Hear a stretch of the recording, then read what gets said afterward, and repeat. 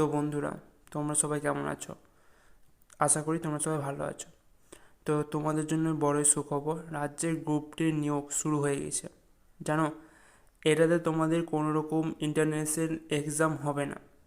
Interview ডিসকাসে তোমাদেরকে নেওয়া হবে। 24শে জুন ইন্টারভিউ হবে।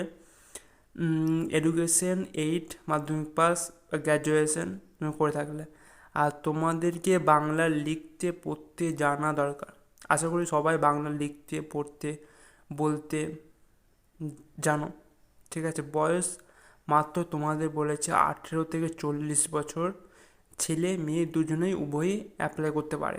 বয়স 18 থেকে 40 বছর। 10 দিনের মধ্যে ফর্ম জমা করতে হবে। তোমাদের মাত্র হাতে আছে 10 দিন। 10 দিনের মধ্যে ফর্ম জমা করে দিবে। এবার তোমাদের কী কী ক্রাইটেরিয়া আছে তোমাদেরকে বলে দিচ্ছি।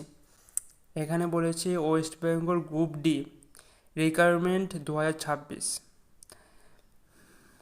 এডুকেশন কোয়ালিফিকেশন 8 পাস মাধ্যমিক পাস উভয়ই তোমরা অ্যাপ্লাই করতে পারো। এজ লিমিট দেওয়া হয়েছে 18 থেকে 40 বছর বয়সে।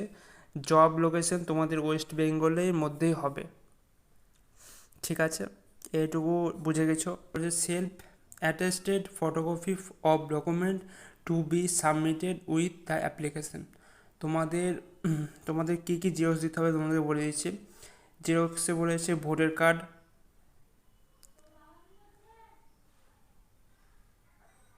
আধার card, certificate of education qualification, তোমাদের যেটা হোক 8 পাস মাধ্যমিক পাস 12 পাস সেটা সার্টিফিকেট দিয়ে দিবে।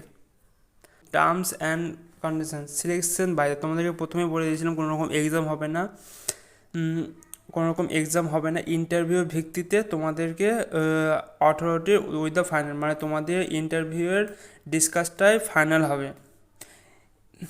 এখানে বলেছে। তারপর 2 নম্বর পয়েন্টে লিখেছে engagement may be terminated and the time by the appropriate authority with as signing any reason. তোমাদেরকে যে কোনো রিজনে তোমাদেরকে টার্মিনেটেড করা হবে। এবার তোমাদেরকে বলেছে 3 নম্বর পয়েন্টে application must be submitted.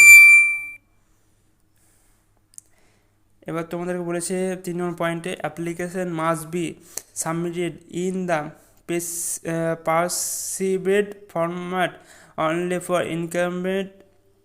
Incompleted application will be reject.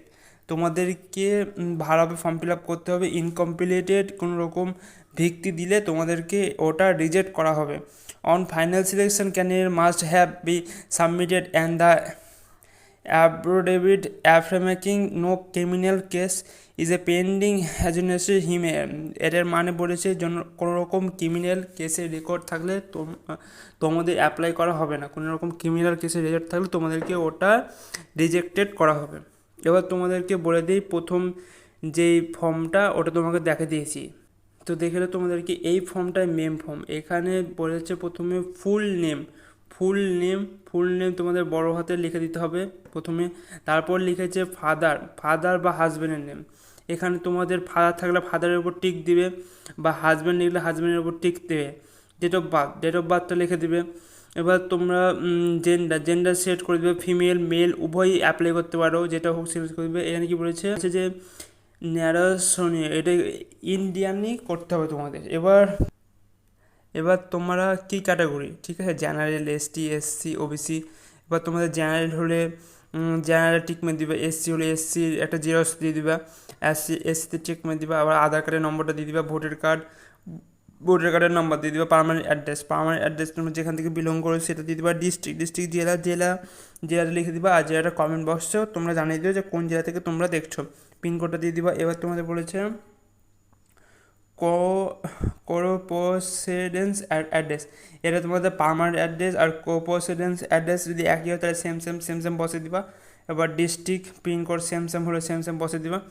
এবার বলেছে মোবাইল নম্বর, এডুকেশন সার্টিফিকেট, তোমরা এইচএস বা 8 পাস এটা তোমরা লিখে দিবা। ওয়ার্ক তো লিখবা, না থাকলে কোনো ব্যাপার নেই। এবার ক্যারিয়ার রেজিস্ট্রেশন, এটা তোমাদের কিছু করতে হবে না, এটা যা তোমাকে ফর্ম দিবে তারাই বসাবে, তাদের এটা কাজ, ঠিক আছে।